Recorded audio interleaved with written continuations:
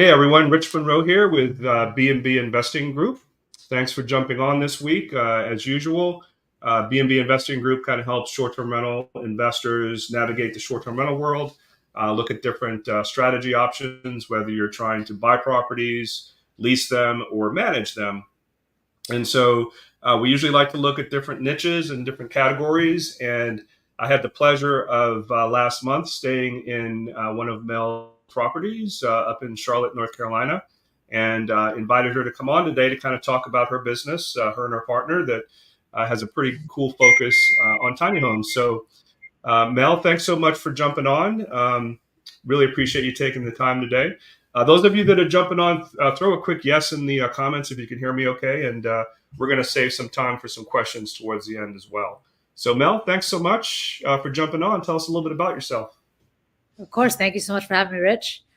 So my name is Mel Roy. I am a realtor by day, and then my business partner, Rick, and I own STAY LLC, which is a renovation, remodel, property management company after we've started digging into the Airbnb world.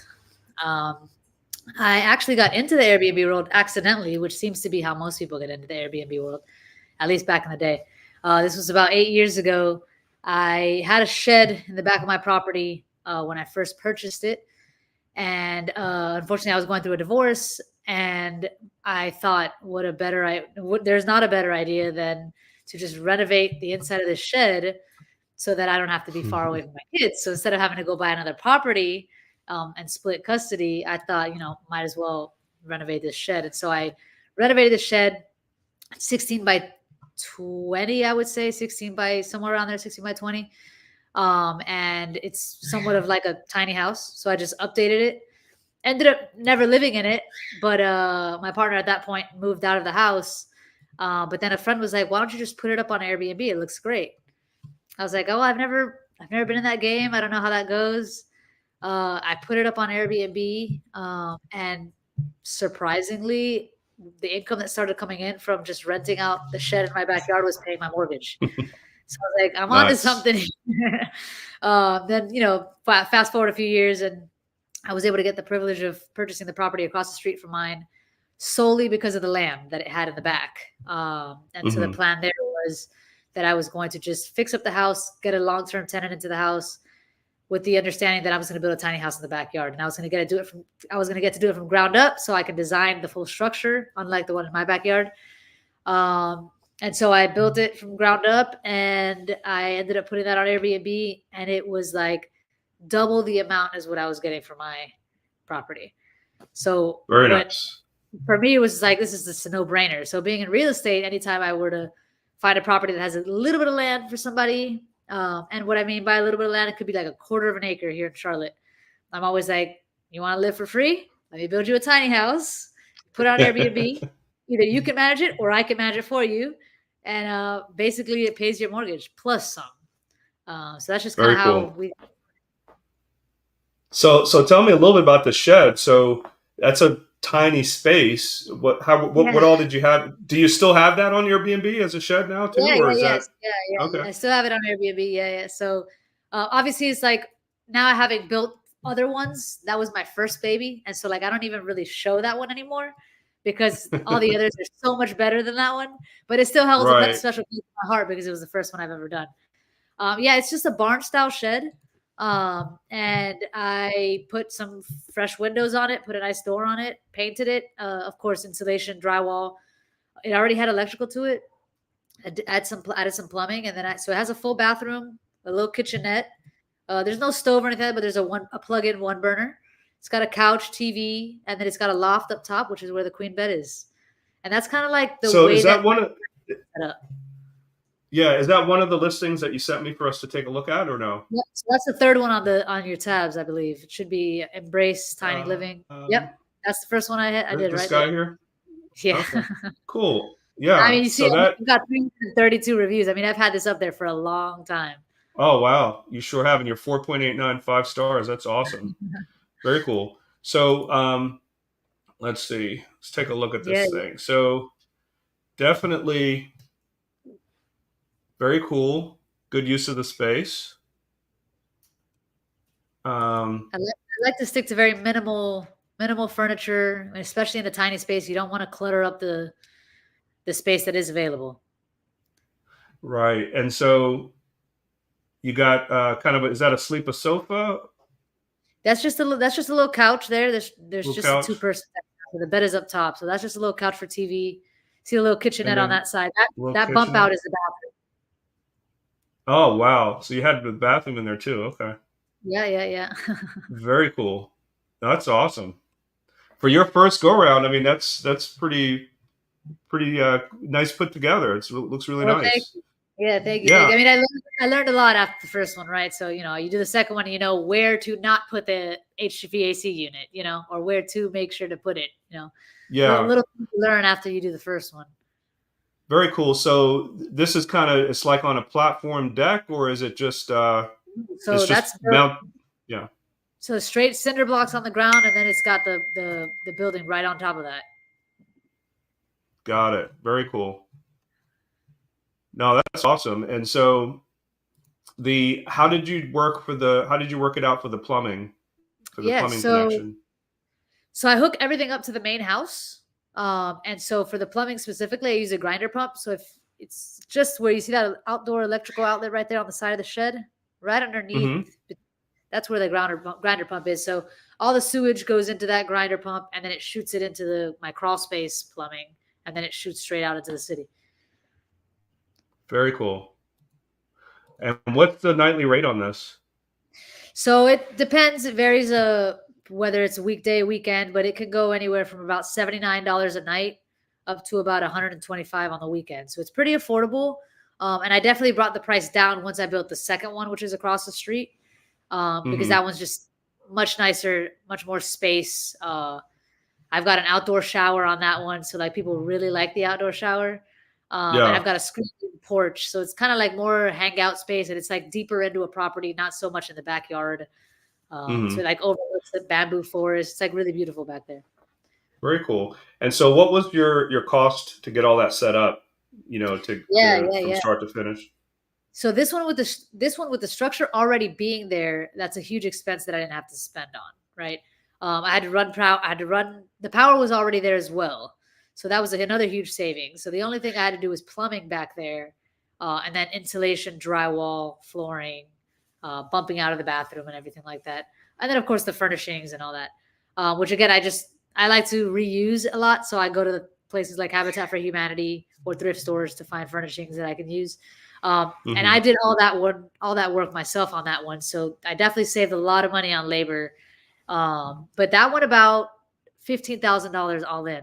I was in on that one, That's awesome. That's and awesome. it was at the beginning. It was bringing in about, I would say, about $2,000 a month, and my mortgage is $1,300. you know, Nice.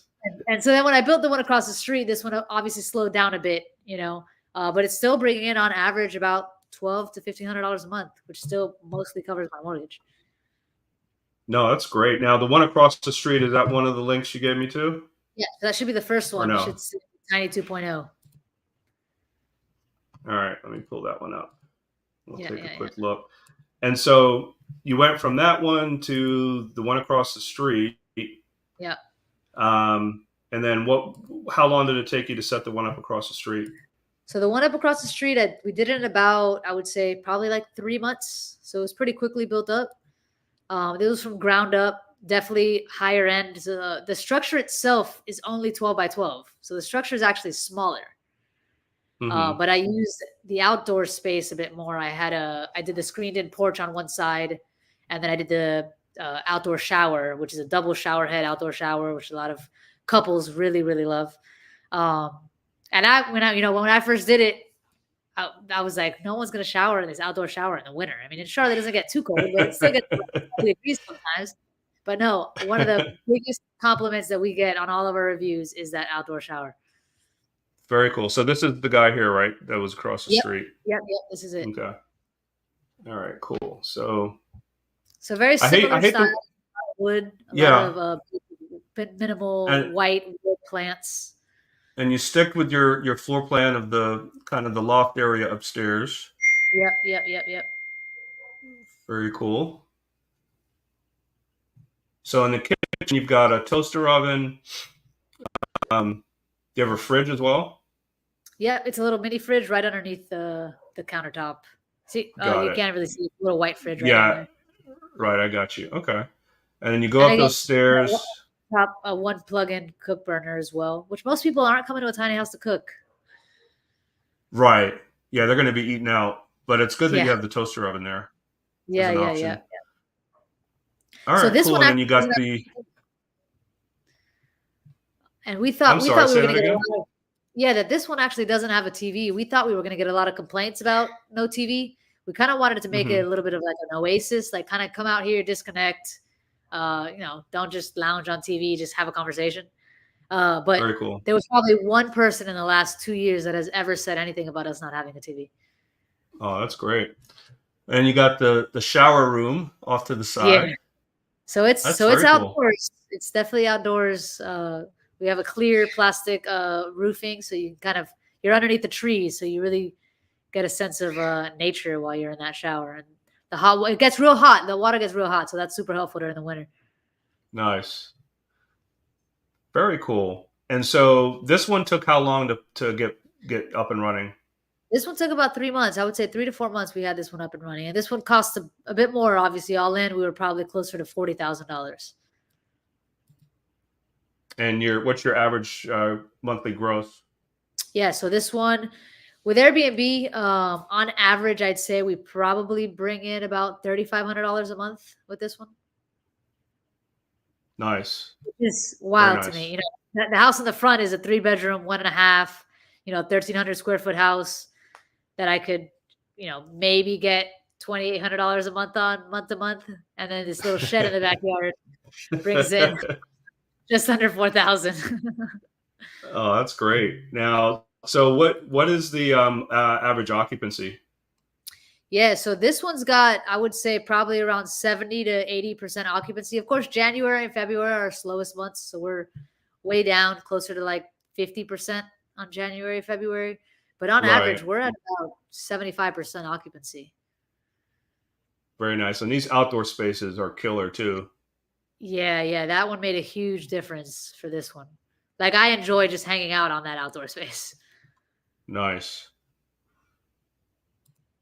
Very cool. And so let's continue with our order. So you did the one across the street. Then Yep. how'd you expand from there? Yeah, yeah. From there, Rick, which is my business partner, kind of saw what we were doing there, and he was like, "Look, man, I think I need to get one of these in my backyard." So we ended up building one for him in his backyard, and that's the second link I think that you've got there. Kind of similar layout. He brought in a lot of his styles into this one, a lot more color. I'm not a colors person. I try to keep everything plain, but the colors really work for him. I mean, he's got amazing reviews. Um, he was able to do a lot more interior space with his because he doesn't have a bathroom in his. So he actually has Hmm. an apartment behind the house. So this tiny house actually has access to the bathroom from that apartment. So he didn't have to use any actual 12 by 12 square footage or lose any 12 by 12 square footage with a bathroom. So we jumped over to his next. Um, and Yeah. And then, so now let yep, me that's it. pull his up. Okay, that one's it there. Right. And so I know this one well because this is the one I actually stayed The in. one you see in. Yep. Yep. And it was great. It was perfect. I was there for a conference that I was speaking at in Charlotte with a real estate investment group, Yeah. and I was only there for one night, and it was perfect. You would think that the bathroom not being in there would be a big deal, but actually, it might be a little different for ladies, but for me, it wasn't really that big of a deal. Yeah. There's a I don't, little path you have to walk on to get to the main building, Yep, right? and most people didn't really don't necessarily get bothered by the bathroom not being right inside there. And it's very clear in the description of course, that the bathroom is not inside the Right. space. Yeah. So you don't typically have anyone push back on that. No, no, no, not really. No, and so I want to touch on the significance of this guy. So basically, by doing this, Rick now has a property that has two income producers in the back of his house. This Yep. one being the smaller one, and the other one being. Did you send me the link for the other one too, or no? No, I actually don't have that link. I can pull it up if you need I it. I yeah I'll pull that one up after we look at this one. But Okay. I wanted to kind of let everybody know the opportunity here, because it was pretty smart what you guys did, because essentially in most areas, including Charlotte, you're only allowed to put one what they call accessory dwelling unit, which is kind of what is the legal term for a tiny home. Um, and they only allow you to do the plumbing and the bathroom and everything for that one unit. And so to get around that, they have two tiny homes. One that they call the main building, which is a little bit bigger. It's a 2-bedroom than the tiny home I stayed in, and they have the back part of that building that has the bathroom for the tiny home. And so essentially, they have two separate structures that they're running two different listings and generating separate income, and they're basically calling the tiny home a shed from a legal Yeah. perspective, so that it doesn't have to be qualified as an ADU. So I thought that was great what you guys did there. Because that There's can obviously be replicated. Yeah, absolutely. And there's certain restrictions. Like, for example, a lot of our sheds, a lot of our tiny houses are not bigger than 12 by 12. And the reason for that is because you have to pull a structural permit in Mecklenburg County if any of your structures are over 12 by 12. So if you stay within 12 by Hmm. 12 or less, then you don't have to pull a structural permit. Of course, you still have to pull electrical permit and plumbing permit and all that. But that's a huge hurdle that you don't have to jump over if you stay within that parameter. Makes sense. Makes sense. So I'm just going to send the other link to myself here, so we can look at that one next. Yeah, yeah. Um, So so this is the let's apartment. yeah. So let's finish looking at the tiny home, the one I stayed Yep. in. And so, walk us through the numbers on this one in terms of what it took to get it up, set up. Yeah, yeah. This one very similarly to my second one. It took somewhere around 35 to 40 to get it all set up, and it was pretty quickly. Also, I would say probably around 3 to 4 months to get it up. And we have your go-to small Yep. fridge, your microwave, coffee maker. Now, I thought it was pretty interesting with the sink because you don't have it hooked up to plumbing. So, walk us through what you guys did there. Yeah, so it's kind of similar to what you would do in an RV. So they've got the gray water tank and the clean water tank underneath the fridge. Yeah, you can see it in that picture right there. Yeah. So the plumbing is connected straight to that, and then he's got this is in the back of his property where he lives, but he's got extra gallons, jugs of the clean water that he can switch out anytime that anybody needs one. So it only allows you to use what's in that tank, and then it empties out into the gray water, and then he can empty that out. And usually the guests that stay in there doesn't really fool with that part, right? I mean, No, no, not at all. They don't ever have to. And then if they are ever running low on water, they could just shoot him a quick message and he'll be in there, swap it out within a split second and be right back out of cool. there. And most So, guests are not in much time. So most yeah, times that never even has to happen while they're in there. it's not like they're going to be washing a bunch of dishes other No, than a coffee cup or a cup, right? So, no, no. Yeah, brushing your um, teeth probably. yeah, that makes sense. And then so the upstairs, again, kind of your MO, the upstairs loft area with Yep. the bed. This was Yep. a king size bed up there? There's a queen size bed up there. Queen size bed. Okay, it looks like a king because of the area it's in, but Yeah, it does. It does. um, I thought it would be claustrophobic with the ceiling being low like that, but honestly, it wasn't that big of a deal. You got the windows right next to it, which is Yep. cool. Yep. And so this is the pathway, guys, to the bathroom, right? So this is the tiny home, and then there's a pathway. This door actually has a washer and dryer in there as well, and then the bathroom for. Let's see. I'll actually show you here. Yeah. So Yep. so you basically have to walk through there to get to the bathroom, which is again not a huge deal, especially if you already acknowledge that going into it and you know Right. that. Right. And then you got a little hammock back there, and then again a cool little He's got screened in screened area. in porch. Yep. Exactly. Yeah. Love it, love it, love it. All right, cool. Let's take a look at the main house.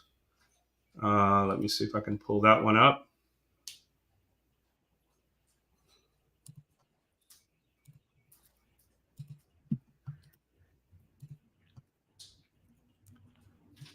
Right, and so this is actually this is also technically a tiny home as well, right?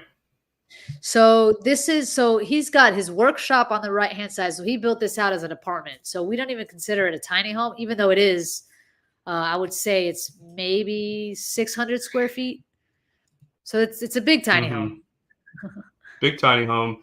But the gray area basically is the part that the guest has access to. Then he's got Correct. a kind of a garage shop set up on the right hand side, which is separate.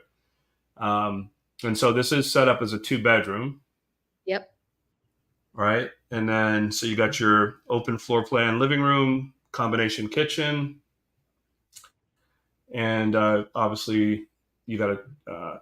So I noticed that so there wasn't a TV in the tiny house. Again, well, yeah, there wasn't, and that There wasn't wasn't. really a big deal. That wasn't a big deal for me either. So so it's funny that you're able to do that. I would have expected that it's kind of mandatory to put a TV or something in Yeah, there, yeah, but yeah. I yeah, think with the tiny house specifically, it's like most people that are coming to experience the tiny house. And they're really, I mean, and most people that are traveling could either be traveling with their laptop, and if they need to watch something, they can pull up their laptop. They're not in exactly. a big, they're Or not going to be sitting on this massive couch looking at the small screen. They're going to be staying in this small house, probably laying on the yeah, bed watching the laptop. or like I do, like iPad, right? So Yeah, yeah, exactly, exactly. yeah, so this definitely does not have like you said, it doesn't really have a tiny house feel. It's actually got some nice tall ceilings in there, Yeah, yeah, it and does. it's really just a 2 bedroom apartment essentially, even though you have it as a separate dwelling unit. Um, and so what's the average nightly rate on this guy? This one, I would say it's on average somewhere around 90 to 100. Okay, and so is it about the same on the tiny home as well as far as revenue goes? Yeah, yeah, yeah, yeah. About the same on Okay. the tiny home. Yeah, I mean, and you guys probably find this. People actually pay an upcharge just for the experience, right? So they're paying a Absolutely. premium. Yeah, yeah. Um, and what I've found that's interesting too. I don't know what you guys have seen in your market, but it's the same with the long term rates, right? So if you do a long term lease with a tenant for 6 months or 12 months on a tiny house, you're able to command a premium in a lot of cases more than what you would for, like you said, a 2 or 3 bedroom house, which is crazy. Absolutely. Yeah, yeah.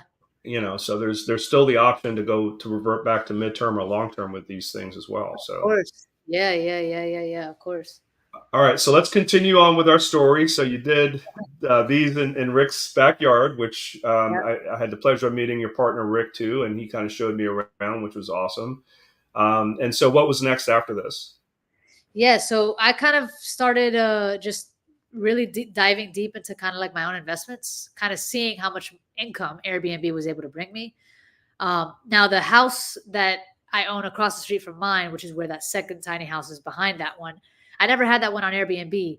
But in reality, I was like, maybe a single family that we could put on Airbnb just to kind of try it out. It ended up being that I ended up finding this off market deal in this really hot neighborhood here in Charlotte. And it was a complete gut job. Like it needed to be completely renovated, stripped down to the studs.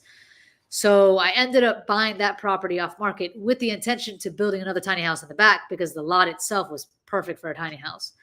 And so we flipped the house, got it renovated really nicely, furnished it, and we're like, until we build that tiny house in the back, let's just put this on Airbnb just to see what happens.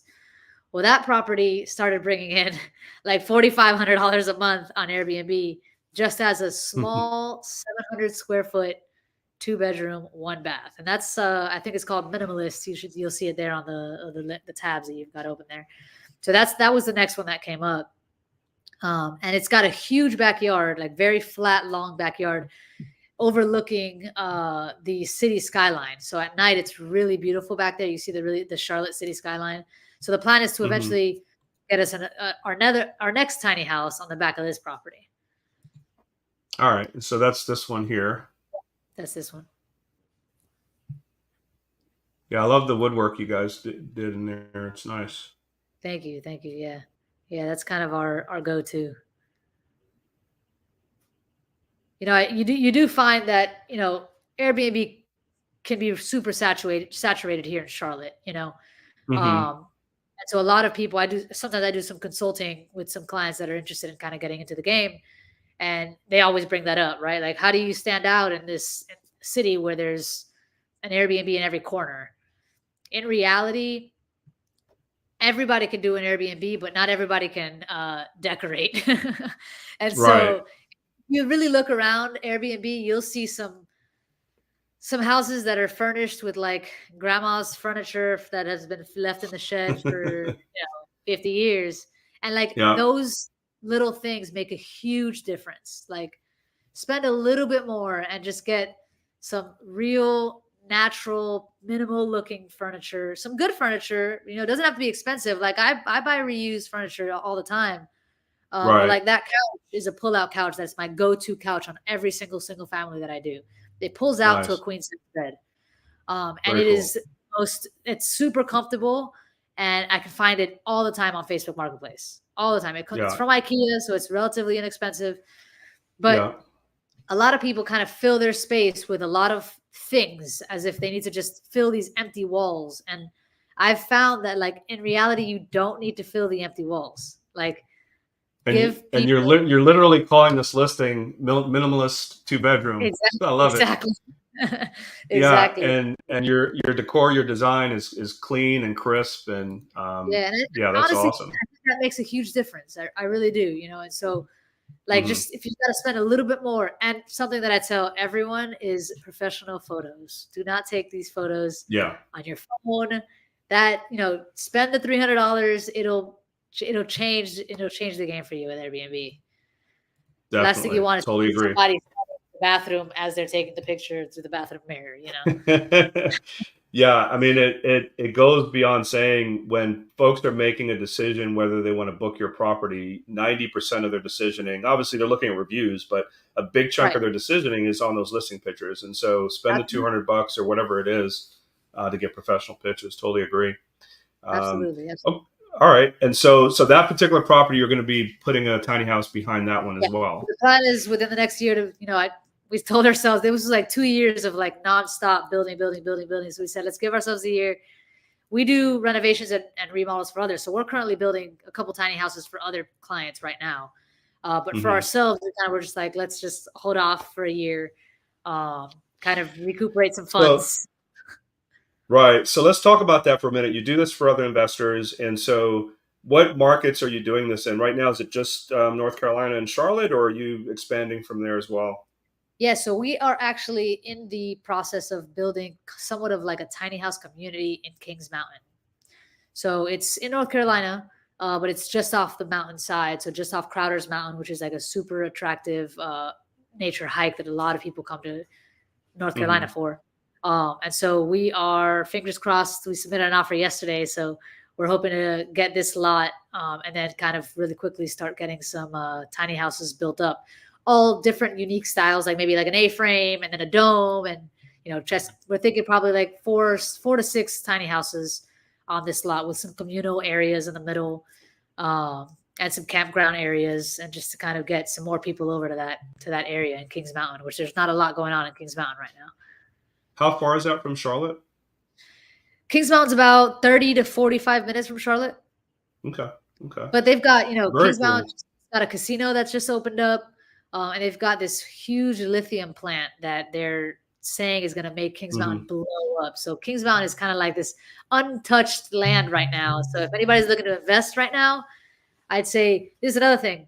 Rick and I, one of our properties that we manage on Airbnb is a Kings Mountain property. It's just a small little 2 bedroom, 1 bath. I would say maybe 700 square feet, 800 square feet max. Um, Nothing out of the no, not incredibly renovated, just basic little 2 bedroom house. We Hmm. furnished it, put it on Airbnb, and it is our best producing Airbnb. And when I Very was nice. asked, "Will you manage a property in Airbnb in Kings Mountain?" I was like, "Kings Mountain? Who goes to Kings Mountain?" Yo, well, let me tell you, Kings Mountain right now, it's that property is probably bringing in on average about $4,500 a month. Oh, wow. That's And awesome. then of course, our management fee comes off of that, but that's a Yeah, huge number on this little house in the middle of nowhere. definitely. Definitely. And so you mentioned also you did some kind of retro themed Yeah, yeah. properties. So the next And one after so that little minimalist house that you saw there, we bought a duplex and a single family that were all in one lot. is it And it's called in the is it the Boho House? The Boho House? no, so that's actually another one of Rick's that he Okay. bought. It's just a 3-bedroom that we just have on there on Airbnb. And that also is, again, really, the plan is to eventually get a tiny house behind that one as well. So we're buying these up Oh, to get them, yeah. bringing in some income, and then eventually get a tiny house in the back. That's a good strategy. I love it. So yeah, I think I found the retro one. Yeah, so that's actually a Let's duplex. see. And so we were able to buy this duplex. And again, similarly to the minimalist house, we had to strip it down to the studs, fix it up entirely. Yep. And so we turned one side of the duplex into a 70s unit and one side of the duplex Love into it. a 90s unit. So we, Very this took a cool. lot longer than anticipated because we had to really go out and find, 1974 Playboy magazines that are right there in the center console. We've got a 1976 pinball machine. These things that were not easy to come by. We had to really go finding these things. And this is the first time that I've done like a themed out Airbnb. I just kind of wanted to try something out. And Yeah. in my mind, like, look, if it doesn't work out, I'll just paint the walls white, change some furniture, and I'm back to my typical white wood accents. And I know I No, can I make it love work. it. Yeah, A very lot of cool. people come for like birthdays, um, just to kind of do something unique, and they could come and stay for one night. They don't have to book for more than one night, and so a lot of people really like that. We have a VHS player with all the 70s movies. That Nice. stove that you see there, I took it out of a property that a woman was getting rid of it for free. It came out of her house and it's from 1974 or something like that. Oh my Yeah, goodness. it Perfect. works. It works. We used it. Pinball machine. Yeah, Very cool. pinball. Awesome. Awesome. How long has this one been up? This one is just recently. We just got this up, I Okay. believe, right around slow season. So just around December, we got it up. So we kind of like waited out the slow season of January, February. So March was really our first month coming in. Got it. And now is this a part of the property here too with the deck? Yep. So that's a shared Very backyard. nice. So if you see the little house in the back, that's the single family that's also on the same lot. So the Hmm. duplex and the single family all share this big backyard. So we built this deck with a large picnic table, in hopes that like our guests from the 70s and the 90s will kind of all hang out. And they do actually. Last week we had the 70s and the 90s people comparing their units sitting on Very that cool. picnic table. That's awesome. Very cool. So, besides the kind of the tiny home village that you're going to do you have any other projects on the horizon that you're working on? Yeah. So STAY LLC, our companies, we've got about 2 tiny houses currently being built right now, for others here in the Charlotte area. Most of the stuff we're Hmm. doing is here in the Charlotte area. Um, Okay. And it looks like we had a question earlier. When did you start? So I don't know that when you first started talking about your story, when you put your shed in the backyard, when was that? yeah, How long ago was that? that was, I believe, 2017. When that shed was there when I bought the house. So I bought the house in 2017, and that was the immediate plan to get that going in there. And that took me, again, at that point, I was in the middle of going through a divorce. I have 2 kids. They were babies at that point, and I was doing that work myself. So that took me a good 6 to 8 months to get that up and running. When I can on the Mm. weekends. Um, Hmm. But yeah, it's my baby. My kids like to just go in there and like pretend like they're living in there sometimes. Very cool. Now, what's the best way for folks to get a hold of you? Via your email address? I can pop that in the comments, Yeah, or yeah, what's yeah, your yeah. My preferred? email address. Yeah, you can leave my phone number as well. Whatever's easiest. You can find me on Okay. Instagram. If you like, I can put it. Can I put it on here? You should be If I, able to. Yeah. No, you can't actually.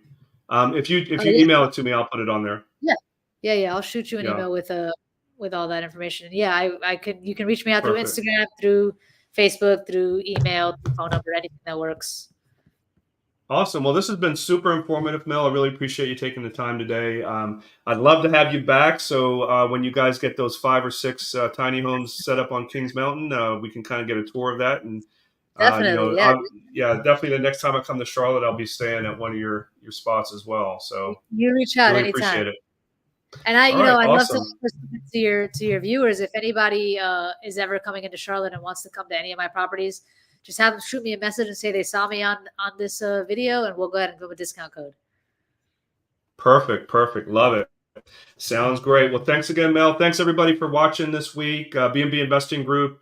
If you're ready to start a scalable short-term rental business and you want to chat with me about that to see if what we do can help and get you started sooner, feel free to reach out to me on Facebook Messenger. But until then, everybody, we'll see you next week. Thanks a lot. Thanks again, Mel. Really appreciate it. Thank you, Rich. All Appreciate right. it.